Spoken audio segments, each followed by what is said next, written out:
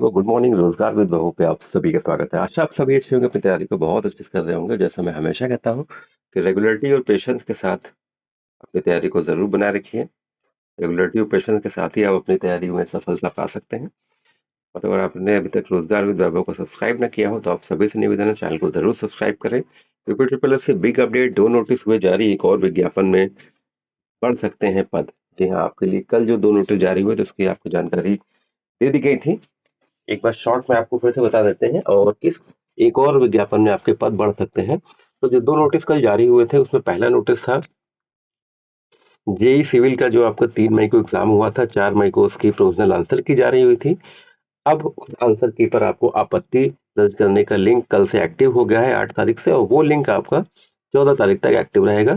अगर आपको किसी प्रश्न पर कोई आपत्ति है तो आप पीडीएफ की साक्ष्य बनाकर, जो पीडीएफ 5 MB से कम होनी चाहिए, उसका साक्ष्य ऐड करके अपनी आपत्ति दर्ज कर सकते हैं। और एक बार में केवल एक ही आपको आपत्ति आपको जो लगानी है, आप एक बार में ही कर सकते हैं। दोबारा आपको आपत्ति करने का अवसर नहीं दिया जाएगा और प्रत्येक आपत्ति के लिए आपको, प्रत्येक प्रश्न के लिए आपको 100 रुपए का शुल्क देना होगा। तो ये तो आपको पहले नोटिस की जानकारी है। दूसरा नोटिस आपका जो एएसओ का विज्ञापन जारी हुआ था, जिसकी जो लास्ट डेट 11 मई थी, 929 पदों के लिए जारी हुआ था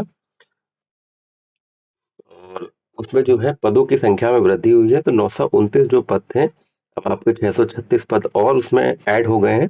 तो कुल मिला के अब 1565 पदों का विज्ञापन आपका हो गया है, जिसकी जो अंतिम तिथि थी 11 तारीख थी। शुल्क समायोजन की तिथि 18 मई थी।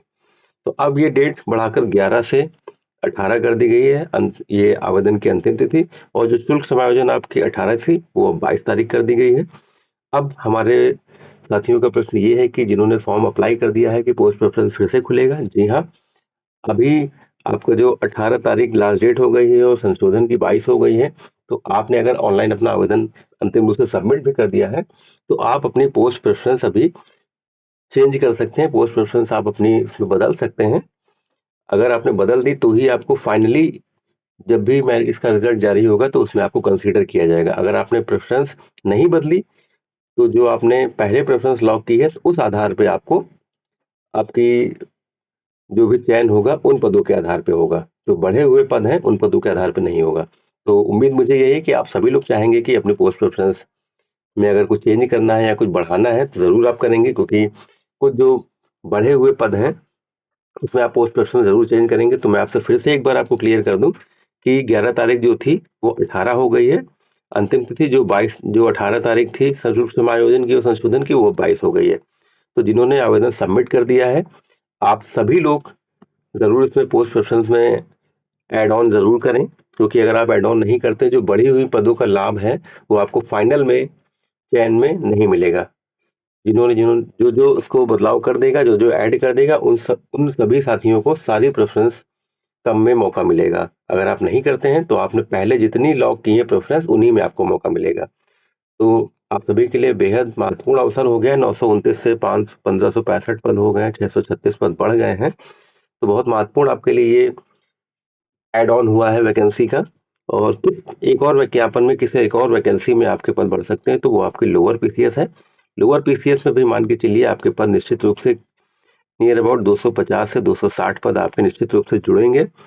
तो बिल्कुल इसमें आप तैयारी बनाए रखिए, क्योंकि 2026 का रोजगार वर्ष है, 2027 में इलेक्शन है। तो ये मान के चलिए कि आपको इलेक्शन के पहले पहले आपको कई सारे विज्ञापनों की ज्वाइनिंग आपको आपके हाथ में होगी। इसलिए लगे रहिए, डटे रहिए और अपनी उम्मीदों पर खरा उतरिए, अपने परिवार की उम्मीदों पर खरा उतरिए और सिलेक्शन एक सीट अपनी पक्की कर लीजिए।